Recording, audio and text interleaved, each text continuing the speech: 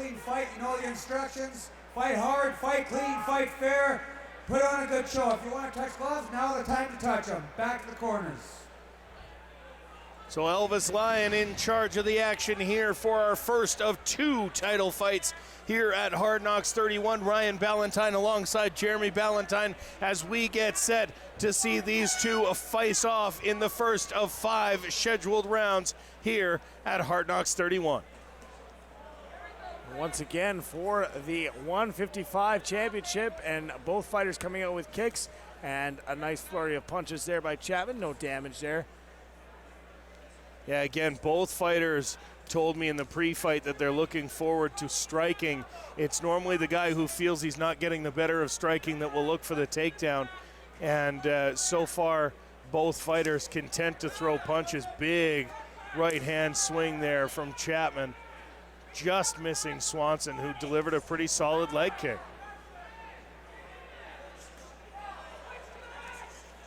Nice striking here from Chapman, and we know he's got one-punch knockout power, but Swanson a very tough opponent. And again, a good exchange there by Chapman, but Swanson landing some really good solid kicks. Nice right hand from Swanson there too, and Swanson now taking it to the ground, winding up on top.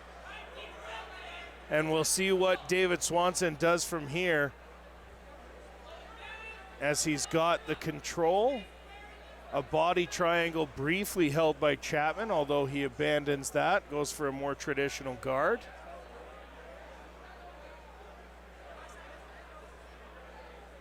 Swanson trying to work to get that foot inside and work to half guard. One arm in, now very dangerous position here. We've seen a couple people tap it out in this instance today, but getting out is David Swanson, showing off that cage presence of 4 fights. Well, yeah, and if there's one thing it's the Whammo boys are known for, it's a great ground game. They drill it into their fighters that you know, a vast majority of the fights go to the ground, and you need to be better on the ground. It's one thing to be better on your feet, but you have to be better on the ground. They drill that into their fighters, and you're seeing it here in the early going, as Swanson briefly had side control and has had the more dominant position on top here since he took it to the ground. Elvis Lyon giving them warning to keep it going, keep the action going, and now trying to isolate an arm is Chapman. But again, David Swanson thinking about position first and being able to make sure that he is in a safe position. But again, trying for the sweep is Chris Chapman. Yeah, Swanson has those arms locked, or did momentarily, although now driving elbows into the legs of Chapman, maybe trying to take away the power for round 2. Long-term thinking there on the elbows from David Swanson. Although it didn't look like Chapman much cared at all that he was getting attacked in the legs, as when those elbows were raining down, I was looking at Chapman's face, and he didn't even acknowledge that they were happening. Yeah, Chapman and Swanson both very high-level amateur fighters, guys that in the past you may have seen have gone pro already. There now seems to be in MMA more of a fix towards the traditional boxing model, which is having 10, 20, 30 amateur fights before you turn pro, so that you can make sure when you do turn pro, you don't face any losses. You've gotten rid of your mistakes. You can go pro and really feel like you're prepared to be a professional, as opposed to the earlier days of MMA where guys would go pro after 2 fights, 3 fights. These guys really developing their career. We look at a feature productions.ca replay.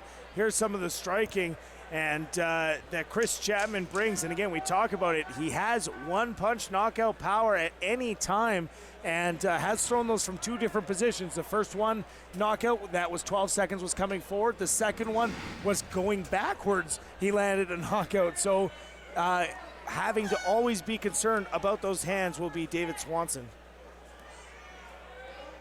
Swanson, though, doing a nice job, Jeremy, of covering up in that replay, really protecting his chin, making sure that he wasn't going to get hit and wasn't going to see that knockout, and seems to be pressing the action forward here. Couple combinations ending with a leg kick. Yeah, and again, some nice shots back from Chapman in under the legs, and we talk about that positioning. Locked hands underneath the butt, and taking his opponent down. Now we see what Chris Chapman can do from a top position, as we watched for almost 2 minutes what David Redbeard Swanson could do from this spot. I asked Chapman about the red beard. He said he has a red-headed person in his gym, made him grow a beard so that he wouldn't be afraid of it in the cage. Random fact number 7 from Ryan Valentine tonight. We're gonna both of these fighters very good sense of humor in their pre-fight interviews, and Chapman discussing the power of David Swanson's red beard.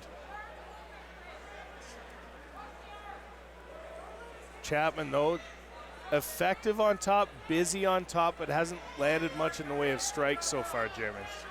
Yeah, and just as you say it, it's like he heard you and decided, I'm going to show you I can strike from the top. Again, you look at David Swanson, though, being very methodical in his defense, making sure that if there's any mistake, he's ready to capitalize on it. Chapman, for his credit, is making sure that no mistakes happen. You hear 2 arms in or 2 arms out from his coach. You're hearing it multiple times because they know of the ability of David Swanson on his back and all of the Winnipeg Academy of Mixed Martial Arts fighters. Chapman, again, has been on top for the better part of a minute here in round number 2.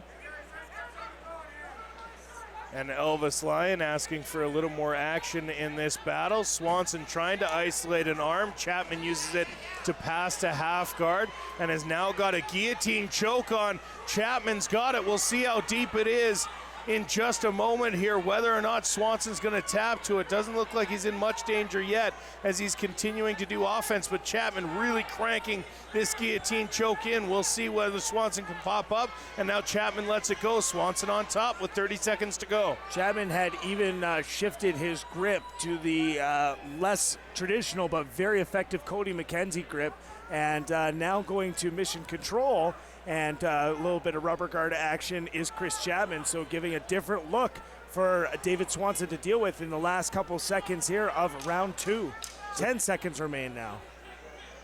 Round number 2, back and forth, just like round number 1 was, as you would expect from a title fight here in the Hard Knocks Fighting Championship. Both these fighters very close, and Jeremy, a 5-round fight certainly seems to look like a possibility here.